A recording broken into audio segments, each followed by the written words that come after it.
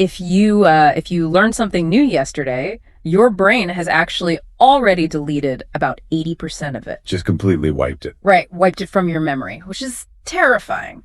But today we're doing a deep dive into a set of sources from language educators Jeff and Pearl. Yeah, the hosts of the Commute English podcast. Exactly. And they've designed this fascinating 15-minute system to basically stop your brain from constantly emptying its own trash.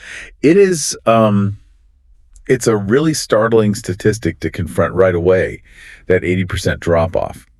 But looking at Jeff and Pearl's material, what becomes immediately clear is that this isn't simply a conversation about, learning English or memorizing a few vocabulary words. It's bigger than that. Much bigger. This is about fundamentally recalibrating our relationship with our own biology. I mean, we are attempting to move away from this exhausting, deeply ingrained model of brute force memorization. Which we all do. We all do it.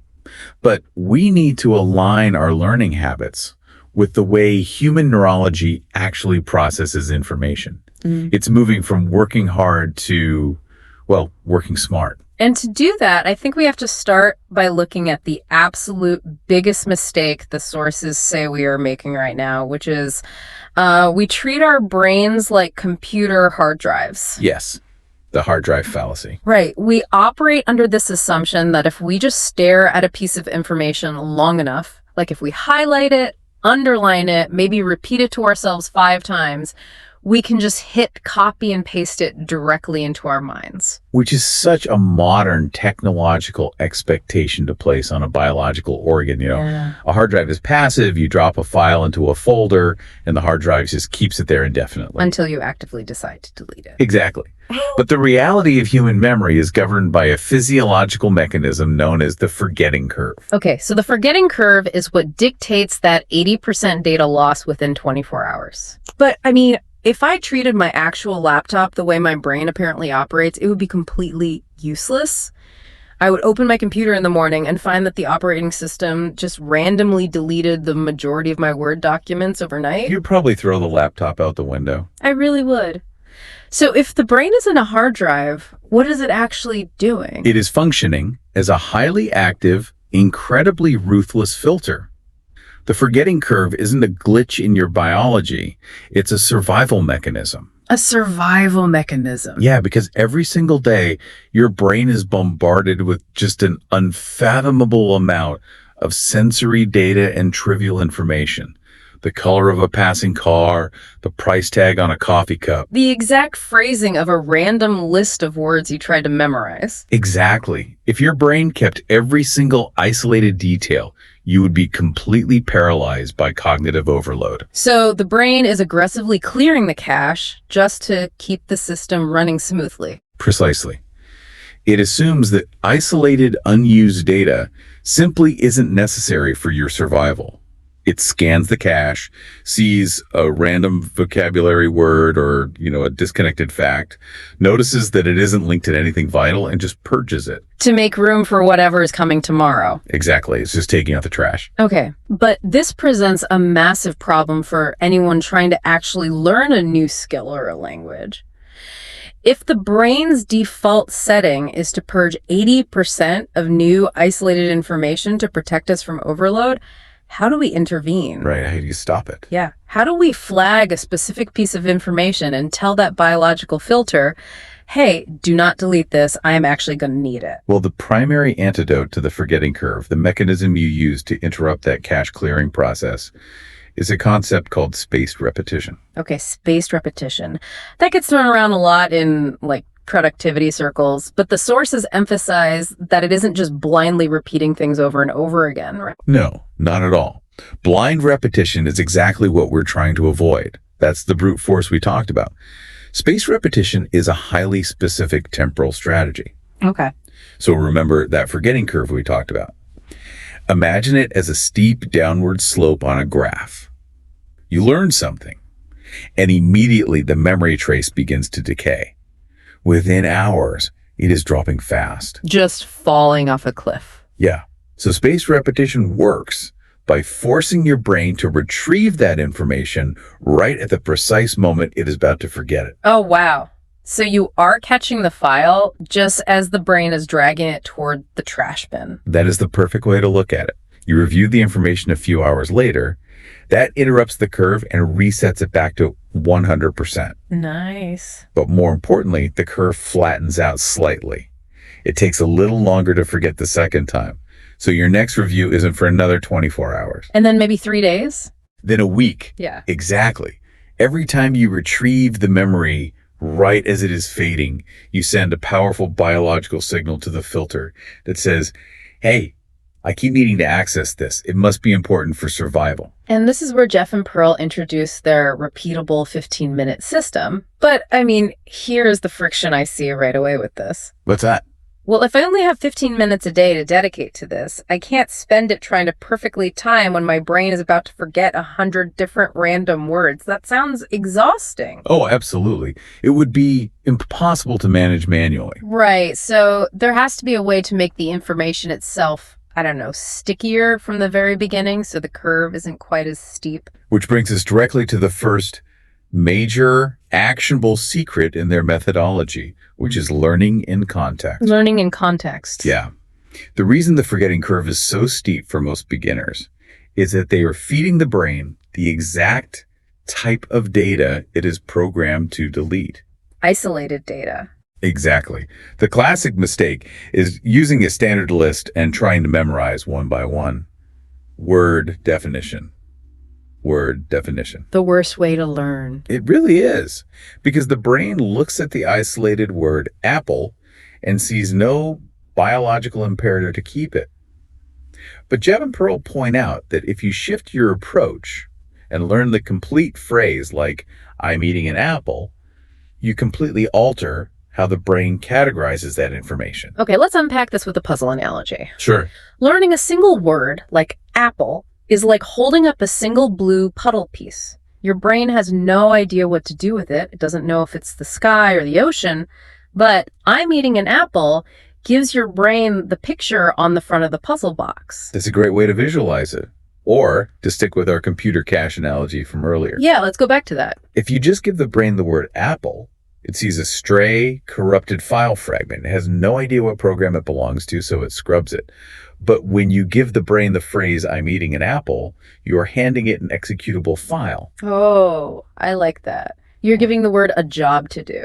Exactly. It isn't just a noun anymore. It is part of an action, a scenario, a tiny narrative. And that narrative creates mental anchors. So it's not floating in the void anymore. Right. When you learn in context, you aren't just memorizing a sequence of letters. You are tying the new information to concepts your brain already understands. Eating, hunger, food. You are plugging the new data into an existing neural network. And the brain likes that. It loves it. The biological filter recognizes relationships and utility. It wants to hold on to that living framework because it looks like a tool you can actually use to navigate the world. Okay, but I have to push back on this slightly. Go for it. Practically speaking, learning an entire sentence for every single new concept seems, well, incredibly inefficient. Doesn't learning a full phrase take significantly more time and mental energy than just flashing a single word on a card? I can see why it feels that way. I mean, if someone is already overwhelmed, telling them to learn sentences instead of words sounds like asking them to run a marathon when they can barely jog. It sounds counterintuitive, I know, but learning the phrase actually reduces the overall cognitive load. Really? Huh. Well, yes, you are taking in more words per item, but you are completely eliminating the friction of trying to force your brain to care about a useless fragment. Think about how difficult it is to memorize a random string of 10 numbers. Pretty hard. Now think about memorizing a 10-digit phone number broken into its standard format with the area code and everything. Oh, right. Much easier. Because the format, the context, does the heavy lifting for you. When you use complete phrases, the context carries the meaning, so you don't have to brute force the memorization. Okay, that makes a lot of sense. So I have this one sentence about an apple that gives me a little narrative anchor. But I can't just learn one disconnected sentence a day and expect to master a subject. How do I start connecting multiple sentences without just reverting back to a slightly longer list of isolated items? And that is the exact hurdle Jeff and Pearl address with their second core strategy, Which is building word chains. word chains. Yes. If context is how you anchor a single idea, a word chain is how you link multiple ideas together to build a comprehensive mental map. And to demonstrate how this actually functions, the source material uses 3 specific concepts: rote, mastery, and retention.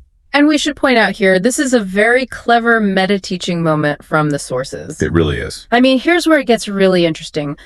Jeff and Pearl are teaching us words about memory to teach us how to use memory. It is an elegant way to show the system in action.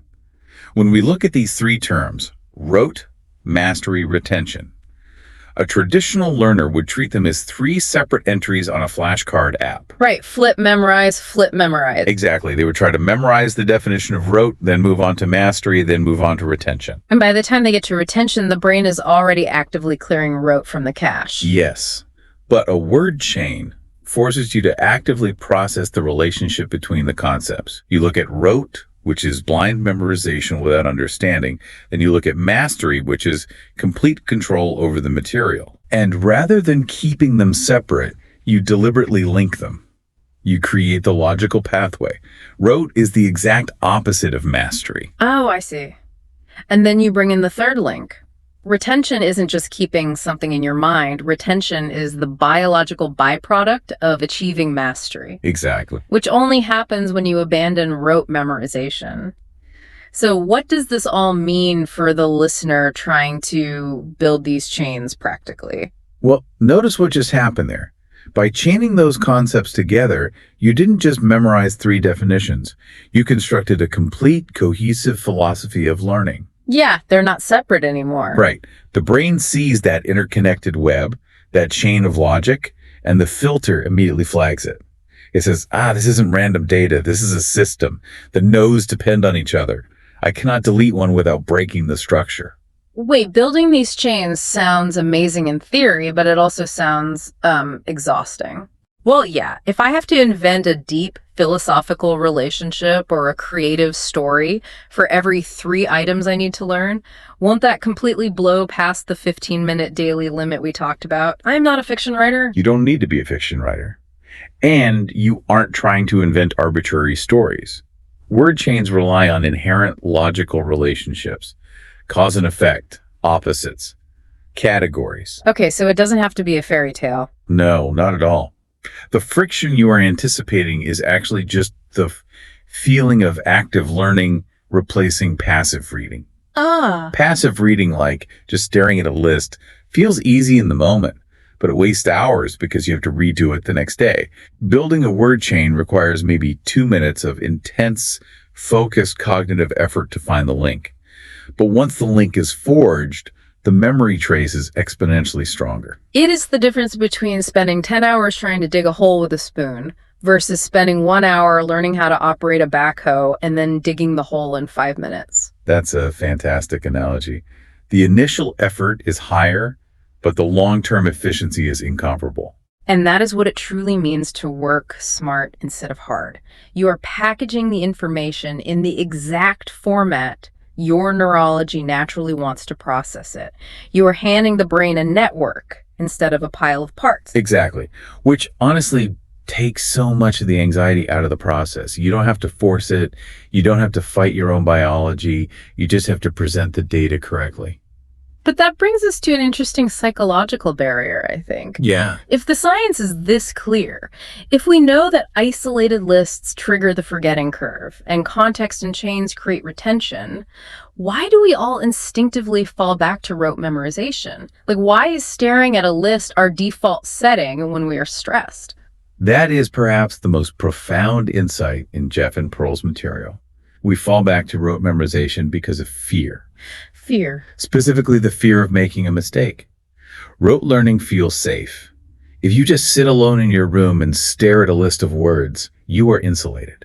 You aren't trying to build a sentence. You aren't trying to communicate a thought, so you can't fail. You are just absorbing, or well, trying to absorb. Right. But the desire for perfection, this insistence on having complete control before you ever try to use the information, is completely counterproductive. Anxiety and stress actually flood the brain with cortisol. Which is never good. No. And it physically impairs the hippocampus, the exact part of the brain responsible for memory consolidation.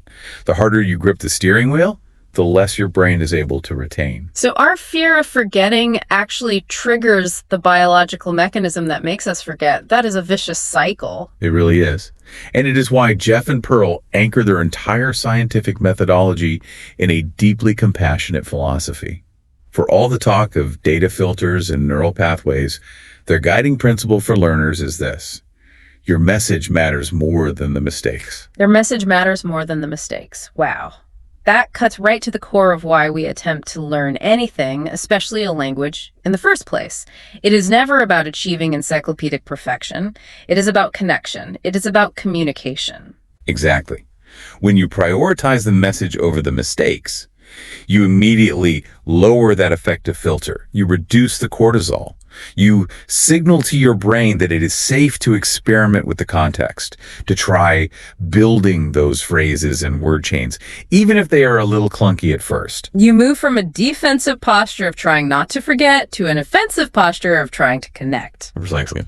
And to push you, the listener, from theory into practice, the sources end with a very specific active output challenge. They don't want you to just listen to this breakdown and then go back to passively staring at lists. They ask, what language learning habit are you going to start tomorrow? And importantly, they pair that challenge with a reminder. No rush. Have a go. No rush. Have a go. I love that. It removes the pressure of having to fix your entire learning process overnight. It really does. So taking everything we have unpacked today in this deep dive about the forgetting curve, the cache clearing filter, space repetition, and word chains, think about your own routine. What is one 15-minute habit you can adapt tomorrow? Just one small thing. Right. Maybe it is refusing to write down a single isolated word ever again, and instead forcing yourself to only write down complete functional phrases. Or maybe it is taking 3 concepts you are struggling with and spending 5 minutes finding the logical chain that connects them. It is about committing to that small, daily interruption of the forgetting curve. Because once you stop fighting your biology, the retention takes care of itself. And as you map out what that 15-minute habit looks like for you tomorrow, let's widen the lens a bit. We have spent this entire deep dive looking at how the brain mercilessly deletes 80% of what it learns simply because it isn't given the proper context or narrative anchor. We lose the isolated puzzle pieces. We do. But apply that mechanism to the rest of your life, outside of deliberate study or language learning. If your brain naturally deletes 80% of what it learns because it doesn't see the context, what valuable information in your own life, what crucial daily insights or interactions are you accidentally telling your brain to throw away right now, simply because you haven't taken the time to give them a clear context?